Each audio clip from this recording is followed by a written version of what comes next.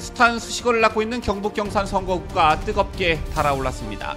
단수 공천을 받은 대통령실 행정관 출신 조지현 후보와 무소속으로 5선에 도전하는 경제부총리 출신 최경환 후보의 초접전 소식이 알려지면서 격전지로 평가받고 있는데요. 두 후보는 나이와 성별, 정치 경력 등 모든 면에서 극명한 대조를 보이고 있습니다. 초반 판세는 인지도에 힘입은 최 후보 쪽이 유리하다는 얘기가 많았지만 국민의힘 지지세가 결집하면서 선거 막판 초접전 양상을 보이고 있기 때문에 예측이 쉽지 않다라는 평가가 우세합니다. 이런 가운데 대구 달서갑 국민의힘 후보인 유영아 후보가 조지현 후보 지원 유세에 나섰는데 눈물바다가 됐다는 소식입니다. 그리고 대구 달서갑 후보인 유영아 후보가 경북 경산 후보인 조지현 후보의 지원 유세에 나섰다는 소식에 그 배경과 이유에 관심이 쏠리고 있는데요. 관련 소식 잠시 후 보도합니다.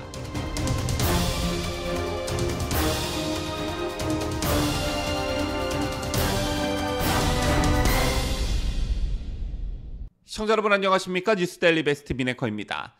여러분 아시다시피 경상도는 보수 진영의 텃밭으로 불립니다. 다만 부산 일부 지역 그리고 울산 창원 이런 곳들에서는 좌파 진영이 매 선거 때마다 등장해 당선이 되기도 하고 의미 있는 성적을 거두기도 하는데 그래도 역시 경상남북도는 우리 보수우파 진영의 본류라고 할 수 있는데 그렇다 보니까 보수 정당인 국민의힘 간판으로 출마해야 선거를 치르기가 유리한 편입니다.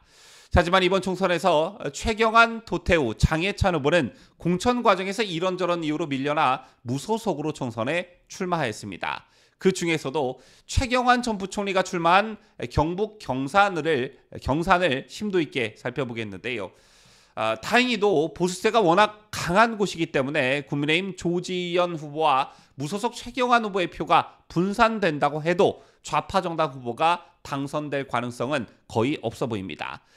지난달 대구 KBS의 총선 여론조사 보도에 따르면 경산시 지지 후보를 묻는 질문에 무소속 최경환 후보가 39.7%, 국민의힘 조지현 후보가 38.7%로 단 1%포인트 차 오차 범인의 조사 결과가 나왔습니다.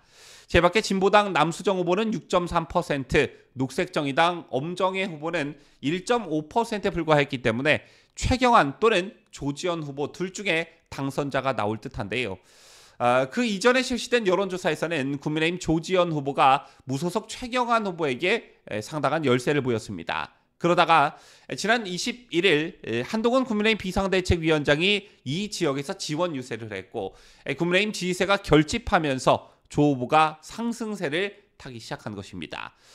최경환 후보야 워낙 인지도가 있다 보니까 모르시는 분들은 없을 듯하고 또 최경환 후보에 대한 평가도 저마다 각기 다르실 거라 생각합니다. 반면 국민의힘 조지현 후보에 대해서는 모르시는 분들이 많으실 거라 생각하는데 굉장히 예민한 부분이지만 저는 국민의힘 조지현 후보가 이 지역에서 좀 당선됐으면 하는 바람을 가지고 있습니다. 그 이유는 잠시 후 설명해 드리기로 하고 자, 일단 국민의힘 조지현 후보의 경우 어디서 갑자기 뚝 떨어진 그런 후보가 절대 아닙니다. 1987년생 만 나이 37살의 젊은 나이이지만 나름의 정치 이력과 풍부한 경험을 가지고 있고 고향 역시 이곳입니다. 좀 더 자세히 말씀을 드리자면 초중고 대학을 모두 경상북도에서 나온 지역 토박이로 박근혜 대통령 경선 후보 청년 포장을 시작으로 청와대 대변인실에서 일한 경험도 가지고 있고요. 또한 자유한국당 부대변인, 미래한국당 부대변인을 걸쳐 윤석열 대통령 후보실 메시지 팀장 그리고 당선 후에도 대통령직 인수위원회 당선인 비서실을 거쳐 윤석열 정부 대통령실 행정관 등 중앙정치무대에서 15년 이상 활동한 이력을 가지고 있습니다. 특히 2012년 제19대 국회의원 선거에서는 새누리당 비례대표의 최연소로 신청하여 화제가 되기도 했는데 당시 조지현 후보의 나이는 24살이었습니다. 자, 이런 이력들에 비춰봤을 때 굉장히 어린 나이 때부터 정치적 포부를 가지고 있었고 또 그 꿈을 실현하기 위해 한 길만을 걸어왔다 이런 평가가 가능할 듯합니다. 그리고 제가 조지현 후보의 당선을 응원하는 이유는 우선 개인적 친분, 요즘 시쳇말로 일도 없고 일면 일식도 없습니다. 그럼에도 불구하고 조 후보의 당선을 제가 기원하는 것은 조 후보에게서 장해찬의 그 모습을 볼 수 있었기 때문이었습니다. 그게 무슨 말이냐? 정통 우파층에서 장해찬 후보를 좋아하는 상당의 이유가 일단 전투력이 있고 윤석열 대통령의 국정 철학을 잘 대변해줄 인물이라는 점 때문이었을 겁니다. 자, 이런 측면에서 조지현 후보도 나름의 능력과 자격을 갖추고 있다. 저는 이렇게 평가하고 싶은데요. 제가 조 후보와 관련해 인상 깊었던 두 가지 상징적 장면이 있었습니다. 우선 첫 번째, 서슬퍼런 문재인 정권 시절 집회와 장외투쟁 등에서 정통 우파들과 함께 호흡해왔던 그런 인물입니다. 유튜브 등에서 조지현 연설 이런 식으로 쳐보시면 조지현 그가 문재인 정권과 어떻게 싸워왔나를 잘 아실 수가 있을 테고요. 두 번째 인상적인 장면은 바로 어제 있었던 사진 한 장입니다. 지금 보시는 사진은 대구 달서구갑 후보로 이번 총선에서 역시 국민의힘 후보로 뛰고 있는 유영아 변호사 조지현 후보의 지원 유세를 하는 장면인데요. 사진에서 보시다시피 조 후보는 눈물을 흘리고 있습니다. 조 후보가 유세 현장에서 눈물을 흘린 이유는 다름 아닌 박 대통령 때문이었는데요. 유영아 후보가 지원 연설에서 그분이, 즉 박근혜 대통령이 지난 7년간 당했던 고초를 똑똑히 기억하고 있지 않느냐며 오늘 이 자리에서 여러분에게 이 말을 하기까지 수많은 억측과 모함과 조롱과 질시를 받았어도 참아왔던 것은 정의는 반드시 승리하고 진실은 드러난다는 신념 때문이라고 말했습니다. 그러면서 유영아 후보는 여러분이 힘을 보태주시면 반드시 대통령의 명예를 바로잡겠다며 여러분이 모아주시는 그 한 표 한 표가 모여 이 나라 대한민국을 바로잡고 박근혜 전 대통령의 명예를 회복시킬 것이라고 강조했고요. 그러면서 지금까지 그랬듯이 대통령을 지키지 못했던 그 자책감에 시달렸다며 온전하게 퇴임시키지 못했던 자책감에 하루도 편치 못했다고 발언하며 눈시울을 붉혔습니다. 이렇게 유 후보가 말을 잇지 못하고 눈물을 흘리자 옆에 있던 조지현 후보도 장갑 낀 손으로 눈물을 닦아냈고 이 광경을 지켜보던 일부 주민들도 함께 눈물을 흘리면서 울지마 울지마를 외쳤습니다.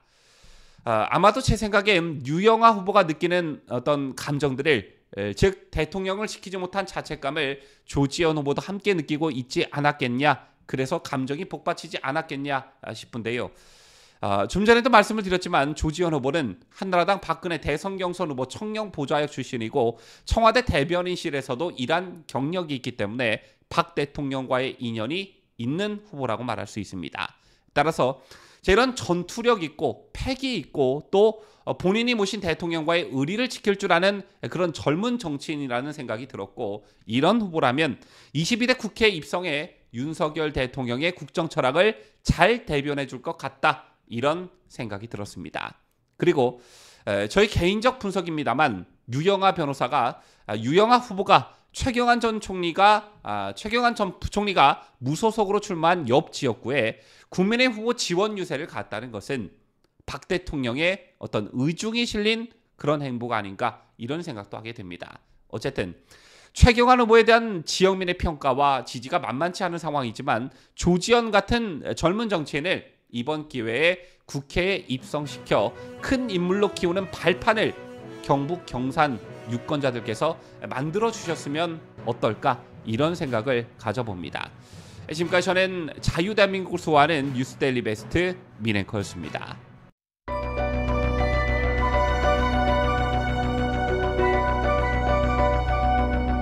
피해자 할머니들의 명예와 존엄이 회복되고 또 마음의 상처를 치유하기 위해서는 나라와 국민을 각종 위협으로부터 안전하게 지켜 국가를 위해 헌신해온 공무원들의 희생을 요구해야 한다는 점에서 솔직히 어느 정부도 개혁이 두렵고 피하고 싶을 것입니다. 그러나 매년 막대한 국민 세금이 투입되어야 하는 상황을 그대로 방치할 수는 없습니다.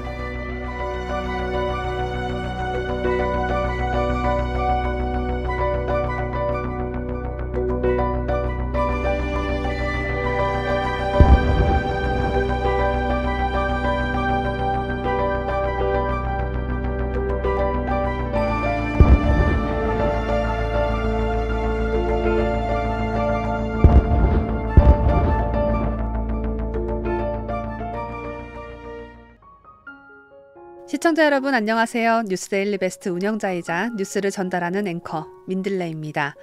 박정희 대통령에 이어 2대째 대통령직에 오른 최초의 대통령이자 대한민국 최초의 여성 대통령, 우리나라 제18대 대통령인 박근혜 전 대통령의 이야기를 담은 회고록이 출간됐습니다.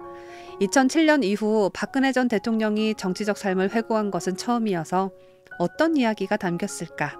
저도 무척이나 궁금했는데 제가 책을 읽어보니 그때 아베 일본 총리와 회담 때 아베 총리가 이래서 무한한 표정을 지었던 거구나. 지금은 북한 김정은과 연대하고 있는 푸틴 러시아 대통령이 박근혜 대통령 땐 이런 의외의 모습이 있었네. 유승민 전 원내대표가 탄핵 전부터도 박근혜 정부의 중요한 정책 추진에 이렇게나 회방을 놨었구나 등등등 그동안 사연이 잘 알려지지 않은 흥미로운 사실들을 알 수가 있었습니다. 이 밖에도 세월호 7시간에 대해 시간순으로 자세히 기록되어 있고 재판과 수감 생활 등 그간 궁금했던 사건들의 뒷이야기, 또 책 속의 부록으로 언론에 공개되지 않았던 박 전 대통령의 개인 소장용 사진이 수록되어 있어서 박 전 대통령이 들려주는 이야기를 듣는 재미와 사진 구경하는 재미까지 한데 더해진 회고록이라고 할 수 있겠습니다. 지난 10년 동안의 방대한 이야기가 담겨 있기 때문에 책은 2권으로 나뉘어져 있는데요.